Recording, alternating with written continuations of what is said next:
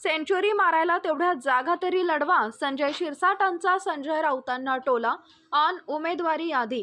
काल मुख्यमंत्री एकनाथ शिंदे यांनी 45 उमेदवारांची यादी जाहीर केली. मुळात या यादीकडे लक्षपूर्वक पाहिले तर उठावानंतर जे आमदार एकनाथ शिंदे यांच्यासोबत होते त्यांना सर्वांना संधी देण्यात आली आहे. कार्यकर्ता जपायचा कसा हे एकनाथ शिंदे यांनी महाराष्ट्रातील इतर पक्षांना दाखवून दिलंय. या यादीत कोणतेही आयात केलेले उमेदवार दिसणार नाही. वायकर यांच्या पत्नीला उमेदवारी दिली आहे आणि उदय सामंत यांच्या भावाला उमेदवारी देण्यात आली आहे, पण ते तिथं अनेक वर्ष काम करत होते. मी एकनाथ शिंदे यांचा आभार मानतो, त्यांनी मला चौथ्यांदा माझी उमेदवारी जाहीर झाली आहे. मतदारसंघातील काम, लोकांशी असलेला संबंध, लोकांच्या विश्वासाला पात्र ठरलेला असेल तर निश्चितच माझा विजय पक्का आहे. माझ्या मतदारसंघात माझी लढत आयात केलेल्या उमेदवारासोबत आहे. माझ्या मतदारसंघात सुजाण मतदार आहेत. आमच्या मतदारसंघात विकास हाच अजेंडा चालतो. आम्ही दुसरी यादी येणार आहे, त्यामुळे काही जण बाकी आहेत त्यांची लवकरच नावे जाहीर होतील. ऑन ठाकरे गट. ठाकरे गटानं प्रत्येक ठिकाणी हार मानली आहे. त्यांच्याकडे निष्ठावंत या शब्दाला किंमत राहिली नाही. आता पक्षात आलेल्या लोकांना तिकीट देत आहेत. ऑन मनसे. महाराष्ट्र नवनिर्माण पक्ष हा स्वतंत्र पक्ष आहे, तो त्यांचा निर्णय आहे. ऑन संजय राऊत. संजय राऊतांच्या विधानावर विश्वास ठेवू नये. संजय राऊत यांनी जे काही पुस्तक लिहिले त्यांना साक्षात्कार झालाय. आतापासून ते आमच्यावर टीका करणार नाहीत आणि त्यांना स्वर्गात जाण्याची घाई झाली आहे. एकनाथ शिंदे यांना सांगेन, संजय राऊत यांना स्वर्गाचे दार दाखवा. संजय राऊत यांनी लवकरच स्वर्गात जावे, म्हणजे जेलमध्ये जावे, म्हणजे तिथं त्यांना स्वर्गाचा अनुभव येईल. सेंचुरी मारायला तेवढ्या जागा तरी लढवा. ऑन निलेश राणे पक्षप्रवेश. निलेश राणे यांनी काय वक्तव्य केलं ते रागाच्या भरात असेल. नारायण राणे यांनी कधीही शिवसेना प्रमुखांवर वक्तव्य केलेलं नाही. निलेश राणे शिवसेनेत येत आहेत, त्यांचं स्वागत करू. ऑन मुख्यमंत्री गुवाहाटी. आज मुख्यमंत्री गुवाहाटीला गेले, तिथं देवीचं दर्शन घेतले. हिंदू देवदेवतांचं दर्शन घेण्यात काही गैर नाही. ऑन नांदगाव विधानसभा.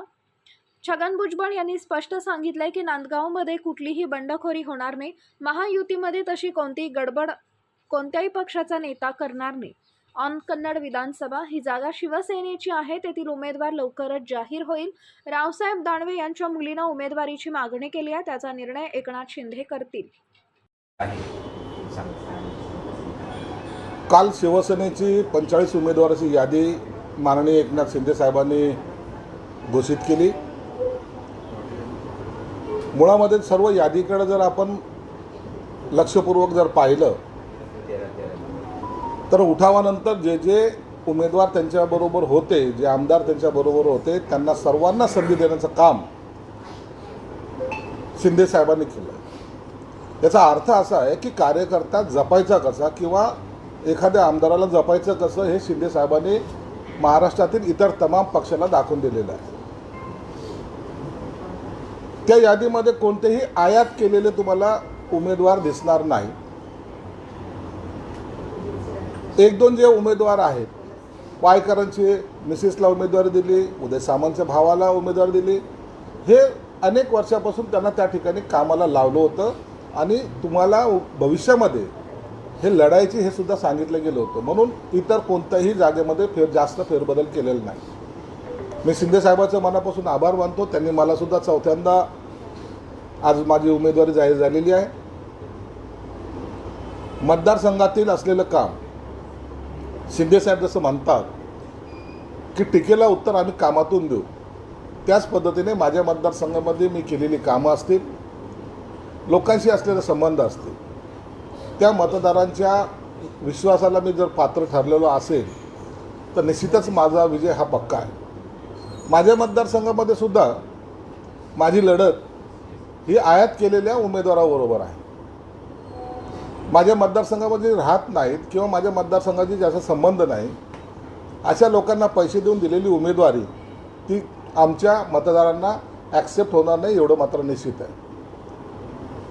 सुजाण असलेला मतदार महाराष्ट्र जो घोडदौड करतोय, विकासाची जो पुढे वाटचाल करतोय आणि मुख्य म्हणजे मुख्यमंत्री माझ्या लाडके बहीण या सर्व बहिणीसुद्धा एक गठ्ठा मतदान हे महायुतीला करणार आहेत.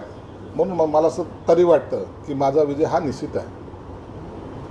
सुजाण असं म्हटलं, सुजाण मतदार माझ्या मतदारसंघामध्ये सर्व सुजाण मतदान आहेत. आणि सर्व समंजसाने आपल्या मतदारसंघामध्ये काय झालं पाहिजे, कसं काम केलं पाहिजे, त्या दृष्टिकोनातून ते लोक मतदान करतात।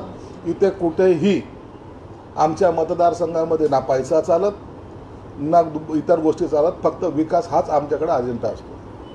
बरं, तुमची यादी काल जाहीर झाली आणि संजय राऊत आज म्हणाले की आमचा वाद मिटलेला आहे आणि आमची कोणी यादी आज जाहीर होणार आहे। संजय राऊतांनी म्हणलेल्या स्टेटमेंटवर विश्वास ठेवायचं काही कारण नाही आहे। जोपर्यंत त्या तिन्ही नेत्यांचं दुपारी बैठक होईल किंवा प्रेस होईल, त्या टायमाला खरं काय खोटं काय ते समोर येणार आहे। संजय राऊतच्या स्टेटमेंटवर कोणी विश्वास ठेवत नाही। तुमच्या या यादीमध्ये 3 विद्यमान आमदारांना तिकीट दिलं नाही, त्यामध्ये बालाजी किनीकर आहेत, विश्वनाथ भोईर आहेत, शांताराम मोरे आहेत। ही पहिल्या टप्प्याची यादी आहे, दुसऱ्या टप्प्याची यादी येणं आहे। यादी संपलेली नाही, हा पहिला टप्पा आहे। दुसऱ्या टप्प्याची यादी ह्या 2 दिवसामध्ये जाहीर होईल। त्यामध्ये कुणाकुणाला तिकीट द्यायचं आहे याचा आणखी निर्णय व्हायचा। त्या मतदारसंघामध्ये इतरांना कुणाला उमेदवार दिले अशातला काही भाग नाही आहे, म्हणून 2 दिवस थोडं वेट करा, ती यादीसुद्धा लवकर समोर येईल। म्हणजे तुम्ही असं म्हणाले की जे उठावानंतर सोबत होते त्या सगळ्यांना यादीमध्ये समाविष्ट करण्यात आले, ते पण होते? मुंबईचा काही भाग आम्ही मुद्दामून राखून ठेवलेला आहे आणि त्या यादीमध्ये जे जास्त काही फेरबदल होणार नाही। 2 दिवसामध्ये ती सुद्धा यादी डिक्लेअर होईल। किती उमेदवारांची असेल यादी उरलेली आता? उरलेली यादी त्याबद्दल आता सध्या कल्पना नाही, परंतु त्याचा निर्णयसुद्धा एकनाथ शिंदे साहेब घेणार आहेत। पहिली यादी तुमची जाहीर झाली, मात्र पुण्यामध्ये जेव्हा 21 मतदारसंघ आहेत, तुमचं प्राबल्य आहे, त्या ठिकाणी एकही उमेदवार जाहीर झालेला नाही त्या ठिकाणी। दुसरी उमेदवाराची यादी आल्याशिवाय त्यावर भाष्य करणं योग्य होणार नाही। बरं, यादी दुसरा एक मुद्दा आहे की आदित्य ठाकरे यांच्या विरोधात तुम्ही शिंदे सेनेनी उमेदवार दिला नाही, पण मनसेचे अमित ठाकरे यांच्या विरोधात उमेदवार दिला आहे। काही ठिकाणी आणखीन उमेदवाराच्या नावाची घोषणा होणे बाकी आहे, म्हणून कुणाच्या विरोधात काय दिलं आहे याचं सर्व चित्र 2 दिवसामध्ये स्पष्ट होईल। म्हणून आता याच्या विरोधात दिला नाही, त्याच्या विरोधात द्यायचा कोणता, याचा सर्व निर्णय 2 दिवसात होईल। त्याच्यावर आता भाष्य करणं योग्य नाही। एकनाथ शिंदेंच्या विरोधात ठाकरे गटाकडून अनंत दिघेंचा पुतण्या केदार दिघेला उमेदवारी देण्याची तयारी सुरू आहे।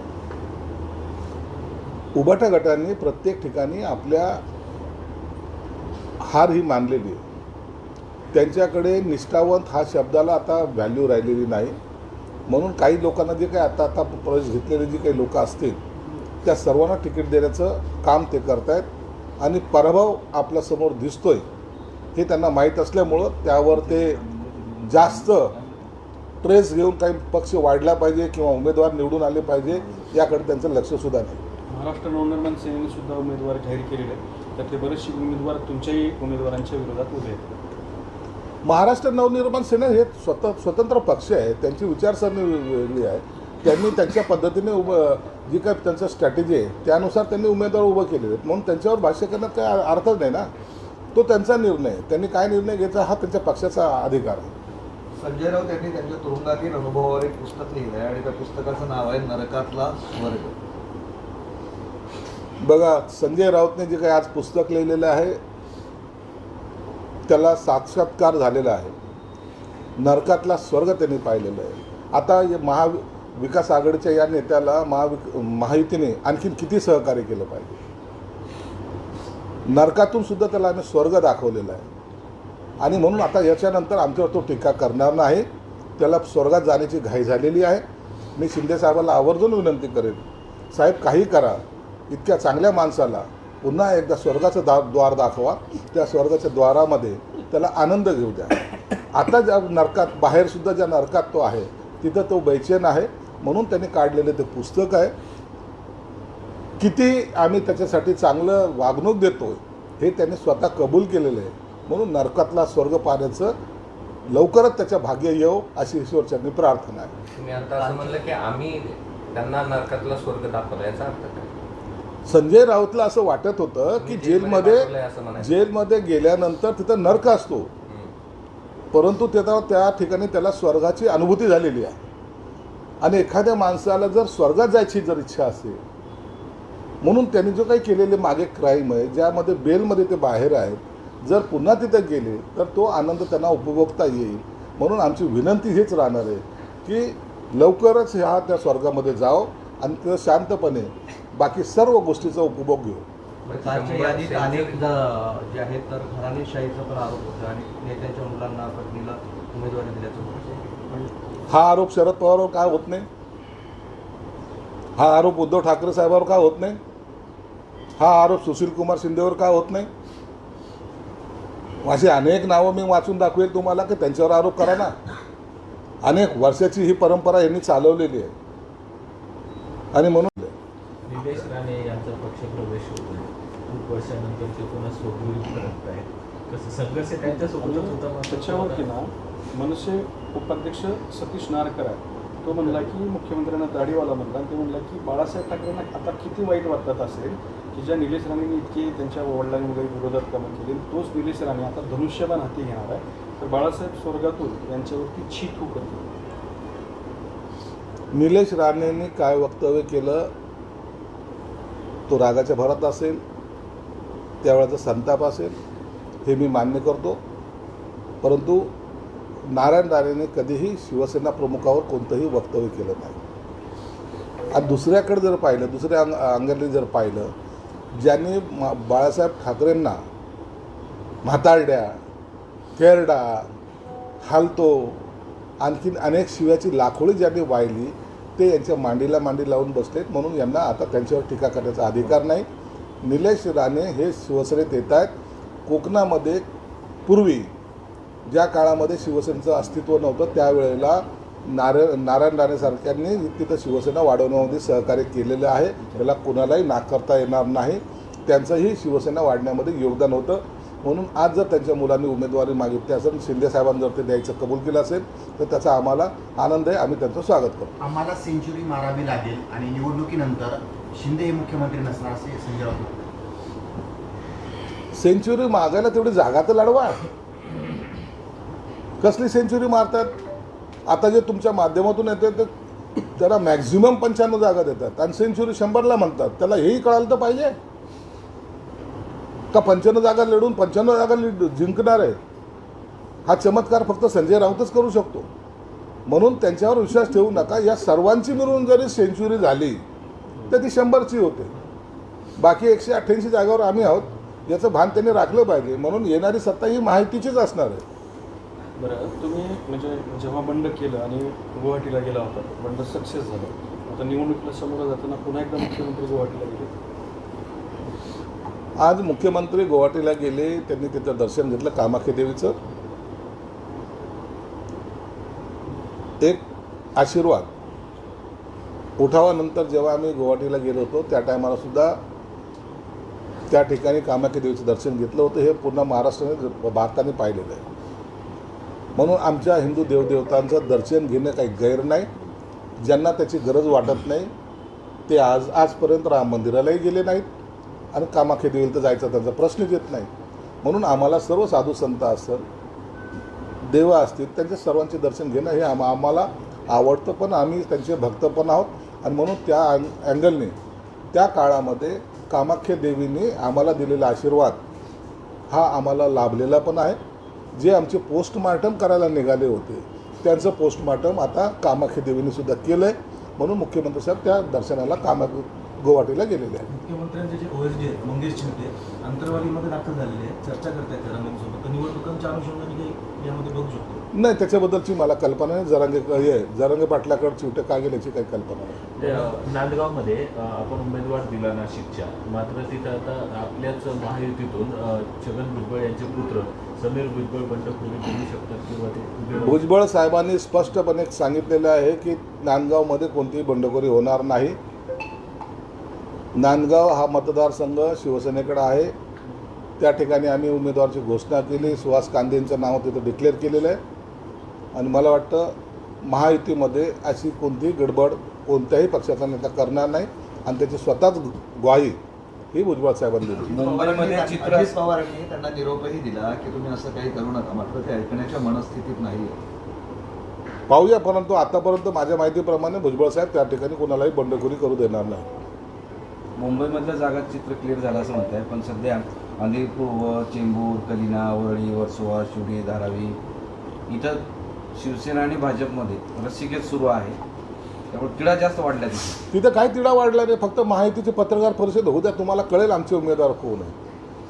हे जे फेविकॉल का जोड आहे ना, हा किती जवळ लवकर तुटतो हे आम्हाला एकदा पाहू तर द्या. राजकारणामध्ये तातडीने सर्व निर्णय जाहीर करायचे नसतात. आम्हाला निर्णय घेताना, परिपूर्ण निर्णय घेताना एकनाथ शिंदे साहेब असेल, अजितदादा असेल, देवेंद्र फडणवीस असेल, ते दूरदृष्टीने सर्व निर्णय घेतात.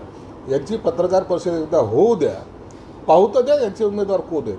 मग त्या टायमाला कुणाला लढवायचं, काय लढवायचं हे नेते ठरवतील. म्हणजे महाविकास आघाडीचा उमेदवार कोण, त्याच्यानंतर आपली रणनीती हां, रणनीतीमध्ये असतात असं काही चेंजेस सुद्धा करावे लागतात आणि ते आम्ही करू. सत्ता आम्हाला घ्यायची आहे. कन्नडची जागा कोण लढवणार, तुम्ही सोडली आहे का? कन्नडची जागा ही शिवसेनेकडे आहे. शिवसेनेचा उमेदवार 2 दिवसात डिक्लेअर होईल. एका मोठ्या नेत्याची मुलीचा पक्षप्रवेश आहे असं कळतंय तिथं. एका मोठ्या नेत्याच्या मुलीचा पक्षप्रवेश आहे तिथे शिवसेनेमध्ये तुमच्या. रावसाहेब दानवे यांच्या कन्या तिथं त्यांनी इच्छुक आहेत, त्यामुळे सुद्धा त्यांना रावसाहेब दानवेंच्या कन्यांनी सुद्धा आमच्याकडे तिकिटासाठी मागणी केलेली आहे. अंतिम निर्णय हे एकनाथ शिंदे साहेब परवा दिवशी घेतील. उमेश पाटलांनी शरद पवार आणि सुप्रिया सुळेंवर टीका केली होती, तर अजित पवार म्हणतात पवारांवर खालच्या भाषेत टीका करणाऱ्यांना पक्षात स्थान नाही. राजकारणासाठी कोणत्याही थराला जाणारी महाविकास आघाडी आहे, म्हणून उमेश पाटलांनी किती टीका केली तरी त्याचं स्वागत हे शरद पवारांचा तर राष्ट्रवादी पक्ष करेल. त्याच पद्धतीनं उभाटा गटामध्ये जे काही आता प्रवेश घेत आहेत त्यांनी कधी काळी यांना वाटेल त्या पातळीवर शिव्या दिल्या होत्या, परंतु त्यांचाही हे आनंदाने आता स्वीकार करत आहेत. पर्याय नसलेल्या माणसाला असे उद्योग करणं गरजेचं असतात, म्हणून मजबुरी ही उभाटा गटाची पण आहे आणि शरद पवार गटाची पण आहे. म्हणून त्यांना आयात करूनच उमेदवाराला उभं करावं लागेल. आणि काही ठिकाणी उभाटा गटामध्ये तरी आर्थिक जे सोर्स आहे इन्कमिंग, फक्त माणसाचंच नाही तर बाकी गोष्टीचं सुद्धा इन्कमिंग त्यांच्यामध्ये चालू आहे आणि त्याच पद्धतीने ते प्रवेश देत आहेत. निवडणूक आचारसंहितेमुळे सगळे अधिकारी कर्मचारी कामात व्यस्त आहेत आणि दुसरीकडे अतिवृष्टी झाली मराठवाड्यात 45 मंडळात. पंचनामे होत नसल्याचा आरोप होतो शेतकऱ्यांचा. नुकसान भरपाई मिळणार नाही असं. नाही, या गोष्टीकडे सरकार गांभीर्याने पाहते आणि ह्या कामामध्ये कुठेही थांबणार नाही. हे काम कुठेही थांबवलं जाणार नाही. निवडणूक आहे म्हणून शेतकऱ्यांचा बळी देणं हे योग्य नाही आणि त्या पद्धतीने सूचना मुख्यमंत्री एकनाथ शिंदे साहेब यांनी सर्व अधिकाऱ्यांना दिलेल्या आहेत. त्या एक कन्नडच्या संदर्भातला म्हणजे काय नेमकी त्यांनी मागणी केलेली आहे, पक्षात प्रवेश करणार आहेत का, काय त्यांचा प्रस्ताव काय आहे संजना जाधव यांचा, त्याबद्दल जरा आम्हाला सविस्तर सांगितलं बरोबर. संजना जाधव या कन्नड मतदारसंघातून अनेक वर्षापासून काम करत आहेत. त्यांनी पक्षाकडे स्वतः येऊन मुख्यमंत्री एकनाथ शिंदे साहेबांना भेटलेले आहेत. त्यांनी उमेदवाराची मागणीसुद्धा केलेली आहे. त्या ठिकाणी अनेक पदाधिकारीसुद्धा तिकिटाची मागणी करत आहेत आणि म्हणून यावर निर्णय काय घ्यायचा यासाठी मुख्यमंत्र्यांनी कन्नडची उमेदवारी जाहीर केली नाही. 2 दिवसात योग्य तो निर्णय घेतील आणि त्या निर्णयाचा सर्व आम्ही स्वागत करू. संधी मिळेल त्यांना. निर्णय मुख्यमंत्री घेतील.